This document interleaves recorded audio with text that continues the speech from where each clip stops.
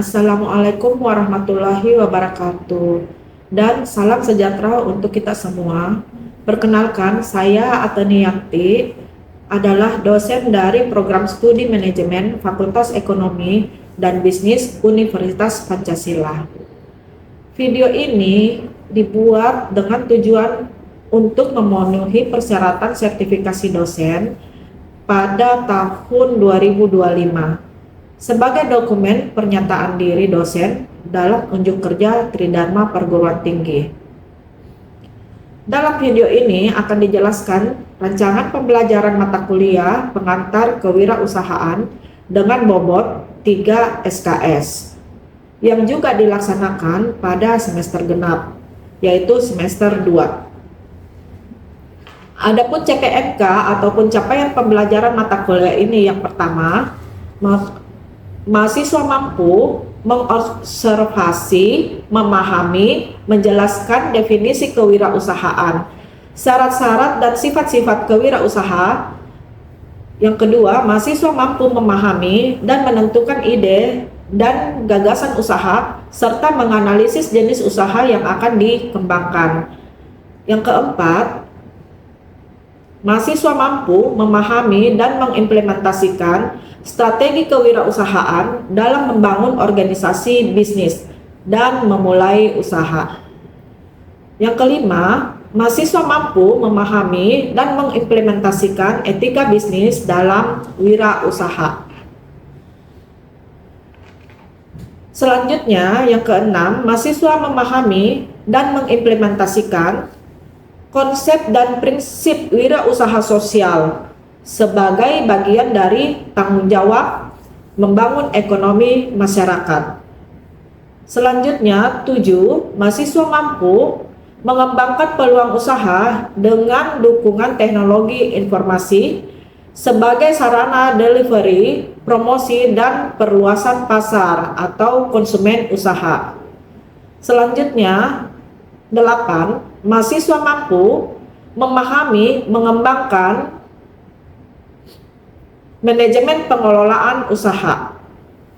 Yang kesembilan, mahasiswa mampu menganalisis peluang dan kelayakan usaha dalam upaya mengembangkan wirausaha yang dirintis. Kesepuluh, mahasiswa mampu menyusun, mempresentasikan, dan merevisi bisnis plan sesuai dengan karakteristik bisnis yang akan dikembangkan. Adapun deskripsi singkat mata kuliah ini adalah berisikan tentang pengetahuan, sikap, dan keterampilan, berlandaskan kepada pemikiran yang kreatif dan inovasi, mengenai prinsip dasar kewirausahaan, model pengembangan kewirausahaan, strategi kewirausahaan, etika bisnis dalam kewirausahaan, analisis peluang usaha, studi kelayakan usaha, dan manajemen pengelolaan usaha seperti pemasaran, produksi, keuangan, sumber daya, legalitas usaha, teknologi, dan informasi. Dengan pendekatan ekspositori, observasi, dan inquiry. Bahan kajian materi pembelajaran dan mata kuliah pengantar kewirausahaan adalah: pertama, konsep dan definisi kewirausahaan; kedua, syarat dan sifat wirausaha; ketiga, model pengembangan kewirausahaan; keempat, pengembangan kewirausaha kontemporer; 5, strategi wirausaha; 6, pentingnya strategi wirausaha; 7, waralaba. 8, etika bisnis dalam wirausaha; 9, etika produk; 10, etika persaingan; 11, tata aturan dan hukum bisnis; 12, konsep dan prinsip wirausaha, wirausaha sosial, dan tanggung jawab sosial dalam membangun ekonomi masyarakat. Selanjutnya, peluang dan tantangan wirausaha di era revolusi industri keempat, manajemen usaha dan organisasi usaha, serta bisnis plan dan juga bisnis model kanvas.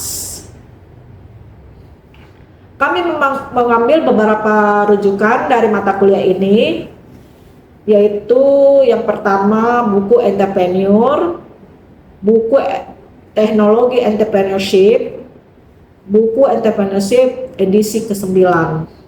Adapun bobot nilai dalam mata kuliah ini adalah untuk proyek 30%, partisipasi 20%, tugas 10%, UTS 20%, dan UAS 20%, yang mempunyai total 100%. Metode pembelajaran yang diharapkan diterapkan dalam mata kuliah ini adalah secara luring maupun daring.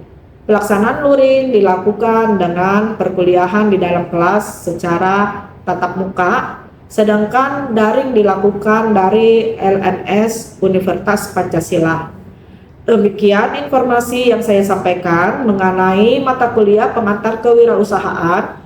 Berikut adalah cuplikan proses pembelajaran yang telah dilaksanakan. Selamat menyaksikan. Wassalamualaikum warahmatullahi wabarakatuh. Assalamualaikum warahmatullahi wabarakatuh. Pagi ini kita belajar tentang entrepreneur mindset. Ini pertemuan pertama, tapi materinya untuk pertemuan pertama dan kedua. Nah, agenda kita kali ini entrepreneurship dan entrepreneur mindset, entrepreneur spirit dan proses, personal entrepreneur strategi, family business, me business, dan market. Nah, kalau kita berbicara tentang entrepreneur, ibarat suatu peperangan, maka pisau, panah, pistol, meriam, dan lain-lain dapat kita ibaratkan sebagai mata kuliah. Karena itu biasanya kita sebagai guru nih, walaupun dosen ya tetap guru, hanyalah mengajarkan dan membuat murid kita ahli bagaimana menggunakan alat-alat perang tersebut. Nah, tapi terkadang kita lupa bagaimana dan kapan waktu yang paling tepat untuk menggunakan alat-alat tersebut yang sudah kalian pelajarin di mata-mata kuliah sebelumnya.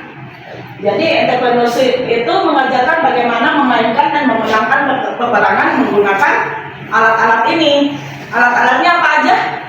Mata kuliah yang sudah kalian pelajari. Mata kuliah apa aja?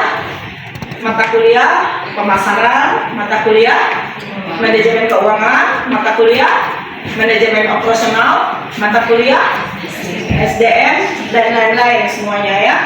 Jadi itu semua kalian gunakan, bagaimana caranya digunakan untuk mengelola usaha kalian, baik bagian keuangannya, baik bagian operasionalnya, menghitung budgetnya, semua, dan mengelola sumber daya manusianya. Jadi perubahan dan transisi di sini, suatu hal yang tidak berubah adalah perubahan itu sendiri. Persaingan bisnis dan bekerja nanti menghebat ya. Nah, apalagi sekarang sistem pemasaran itu sudah berubah dari pemasaran konvensional menjadi pemasaran digital. Banyak-banyak orang sudah belanja online kan. Nah, dari biasanya kita pergi ke toko, lalu sudah menggunakan gadget untuk bertransaksi dan menjual, gitu ya. Nah, jadi banyak sekali perubahan-perubahan kekinian, transformasi ya, karena teknologi. Nah, hingga saat ini kita lihat sektor UKM terbukti adalah mampu lolos dari badai krisis yang kemarin Indonesia alami pada tahun 1999. Mungkin kalian belum lahir, tapi nggak apa-apa, itu sebagai sejarah ya, sejarah perkembangan kita. Nah, tingkat pengangguran saat ini tinggi dikarenakan iklim investasi yang belum kondusif, capital tight, banyak perusahaan yang melakukan pengurangan karyawan. Nah, pemerintah belum mampu mengatasi masalah pengangguran ini. Nah, sektor akademik ya sebagai pencetak tenaga kerja menjadi harapan untuk mengurangi tingkat pengangguran yang ada. Maka sangat disarankan dan disupport untuk kita belajar entrepreneur kepada dari SD, SMP, SMA sampai mahasiswa. Sudah ada market day kan dari SD, SMP, SMA? Nah, berarti sudah paham ya. Gitu. Nanti di mata kuliah kita juga ini ada market day.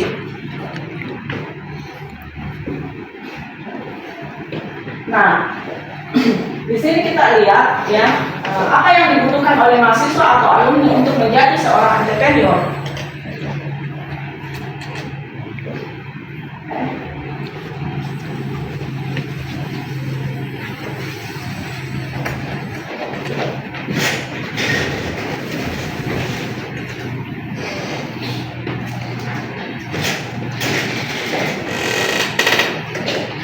Nah, di sini akses pengetahuan atau knowledge, akses ke pasar atau jaringan, akses jaringan usaha, terus kemudian akses pemahaman atas regulasi pengenalan lembaga pembiayaan, sumber untuk pengolahan dana, terus akses ke keuangan. Sini ya. Jadi kalau seorang entrepreneur itu harus bisa, silakan.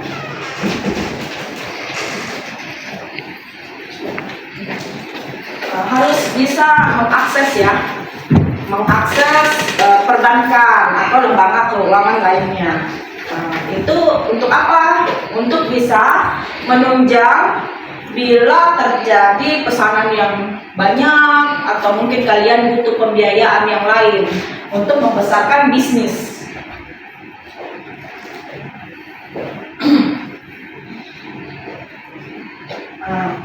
Di sini kita langsung aja. Jadi kemampuan seseorang ya, seorang entrepreneur itu apa yang dibutuhkan? Marketing dan selling konsep. Yang kedua, marketing. Yang ketiga, manajemen keuangan. Selanjutnya, manajemen kualitas. Ya, lalu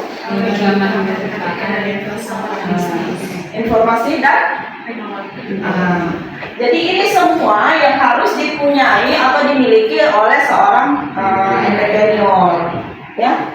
Nah, jadi skill ini. Jadi bagaimana cara membuat konsep sellingnya, dia menjual kemana ya, terus bagaimana marketingnya, terus mengatur HRD-nya siapa saja yang mengelola ini. Terus manajemen keuangan dan strateginya gimana, gitu, strategi keuangan dan mengambil dananya dari mana, ya, gitu, itu harus ini. Kalau sudah semuanya besar, paling terakhir ini bisa dilakukan ini ISO, ya, kalau sudah termanage dengan baik. Nah, untuk menjadi seorang entrepreneur itu tentu ada master key-nya ya. Apa aja master key-nya?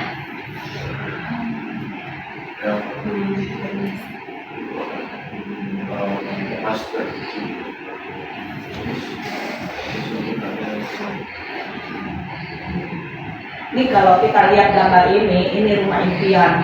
Orang sudah duduk di depannya ini nggak bisa masuk karena dia nggak punya master key. Master key-nya tadi apa? Keterampilan yang tadi. Ditambah dengan alat perang tadi. Apa aja alat perang tadi? Manajemen keuangan untuk mengatur keuangan. Terus mata kuliah manajemen operasional untuk mengatur operasional perusahaannya atau bisnisnya. Terus manajemen HRD atau SDM ya, untuk mengatur manusia-manusianya, mengelola mereka semuanya ya. Nah, itu adalah master key ini ya. Nah, di sini ya, ini. Jadi di sini keputusan. Terus ini kita lihat ada benang merah bisnis kita ya. Nah, terus di sini teori kreativitas. Nah, riset dan trial ya. Terus ini golden opportunity, ya. Ini sistem bisnis, financial, strategi bisnis, marketing, komunikasi. Ini semua dikelola menjadi satu kesatuan sehingga bisnis menjadi sukses.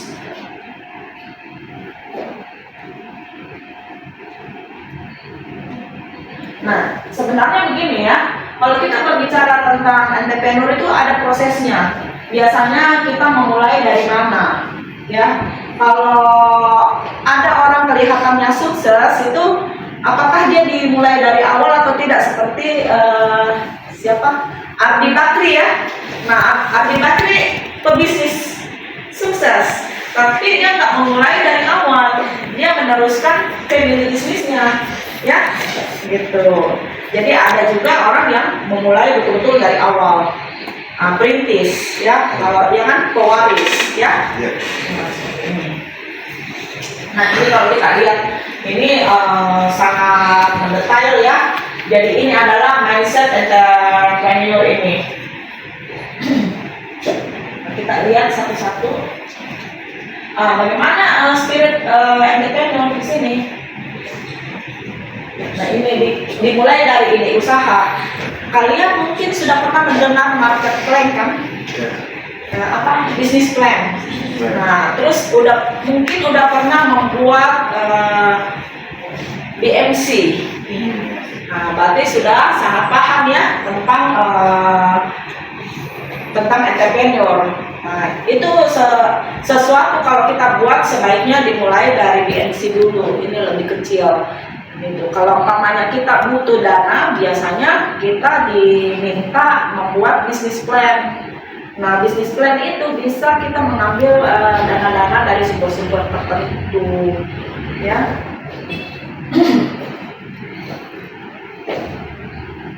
Nih, ada sebuah pertanyaan yang perlu kita jawab. Mengapa kita takut memilih karir atau jalan hidup sebagai seorang entrepreneur? Kan kalau bekerja dengan entrepreneur, orang lebih suka saya bekerja aja, gitu.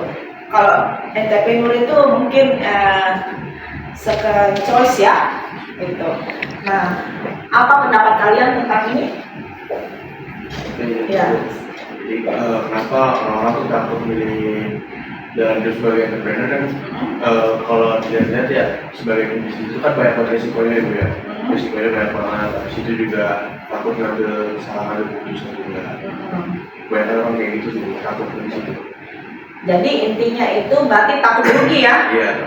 Nah, kalau takut rugi biasanya dia akan beresiko, takut resikonya, yaitu uang yang dia gunakan itu nggak kembali atau mengalami kerugian, sehingga membuat mentalnya itu jatuh sebelum memulai, gitu ya. Nah, kalau kita berpikir seperti itu hanya persepsi ya. Kita lihat di sini. Ada beberapa alasan ya mengapa kita takut memilih karir atau jalan hidup sebagai seorang entrepreneur. Nah, alasannya apa? Takut gagal, ya. Terus takut meninggalkan situasi yang nyaman. Terus takut malu, ya. Terus takut modal habis, takut diketawain, takut kehilangan. Nah, ini semua kata-kata ini adalah persepsi kan? Iya. Nah, takut gagal, kita bingung gagal sama apa, ya kan? Belum memulai udah takut gagal, gitu. Terus takut meninggalkan sesuatu situasi yang nyaman saat ini. Mengapa? Gitu. Itu persepsi juga. Nah, selain itu takut malu, malunya dengan siapa? Gitu, malu dibilang penjual jual. Oh, itu pekerjaan loh, ya kan? Gitu. Jual-jual itu begini. Sesuatu hal yang bagus, mandiri kan? Bahkan kamu yang jadi bosnya. Bukan penjual-jual apa, di situ kan ada konsep ya. Gitu. Ada tekniknya macam-macam. Kalau kamu makin jago ya pasti makin sukses kan? Gitu. Takut modal habis. Oh ya? Modal apa? Kan paling tidak ada hitungan BOP-nya ya. Gitu. Nggak mungkin kamu bikin produk itu sebanyak-banyaknya tanpa kamu tahu berapa permintaan. Pasti bikin dulu cuma sedikit ya. Nah, takut diketawain. Siapa yang mau ketawain teman-teman gitu. Hari ini kalau kita malu ya nggak makan ya. Terus takut kehilangan gitu ya. Mungkin sampai sekian dulu ini ya materi kita. Ini karena dua materinya untuk 2 kali pertemuan. Kita akan lanjut di minggu berikutnya. Ya, assalamualaikum warahmatullahi wabarakatuh.